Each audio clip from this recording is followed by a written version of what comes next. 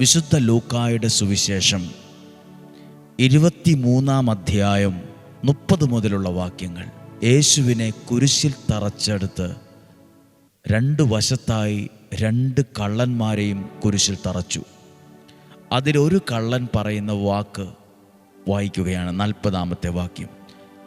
അപരൻ അവനെ ശകാരിച്ചുകൊണ്ട് പറഞ്ഞു, നീ ദൈവത്തെ ഭയപ്പെടുന്നില്ലേ? നീയും അതേ ശിക്ഷാവിധിയിൽ തന്നെയാണല്ലോ. നമ്മുടെ ശിക്ഷാവിധി ന്യായമാണ്. നമ്മളുടെ പ്രവൃത്തികൾക്കനുസരിച്ച് ഫലം നമുക്ക് ലഭിച്ചിരിക്കുന്നു. ഇവൻ ഒരു തെറ്റും ചെയ്തിട്ടില്ല. അവൻ തുടർന്നു, യേശുവേ, നീ നിന്റെ രാജ്യത്ത് പ്രവേശിക്കുമ്പോൾ എന്നെയും ഓർക്കണമേ. യേശു അവനോട് അരുളി ചെയ്തു, സത്യമായി ഞാൻ നിന്നോട് പറയുന്നു, നീ ഇന്ന് എന്നോടുകൂടെ പറുദീസായിലായിരിക്കും. യേശുവിനെ കുരിശിൽ തറച്ച അതേ സ്ഥലത്ത് രണ്ട് കള്ളന്മാരെയും കുരിശിൽ തറച്ചു. അതിലൊരാളെ നല്ല കള്ളൻ എന്നാണ് പറയുന്നത്.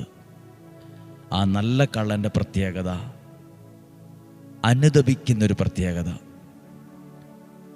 ഞാൻ ഈ തെറ്റിന് അർഹനാണ്, നമ്മൾ ഈ തെറ്റിന് അർഹതയുള്ളവരാണ്, നമ്മൾ കുറവുള്ളവരാണ്. ആ തെറ്റിനെക്കുറിച്ച് അനുതപിക്കുന്ന ഒരു പ്രകൃതം, അനുതാപമുള്ളൊരു മനസ്സ്.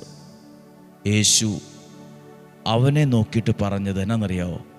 നീ 1 വർഷം കഴിയുമ്പോൾ എന്നല്ല, നീ ഇന്ന് എന്നോടുകൂടെ പറുദീസായിലായിരിക്കും.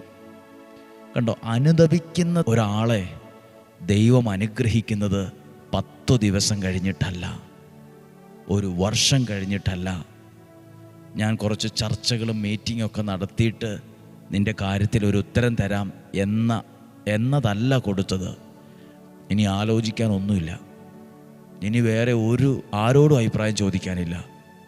അനുതപിക്കുന്ന ആ വ്യക്തിയോട്, ആ നല്ല കള്ളനോട് യേശു പറയുവാണ്, നീ ഇന്ന് എന്നോടുകൂടെ പറുദീസായിലായിരിക്കും.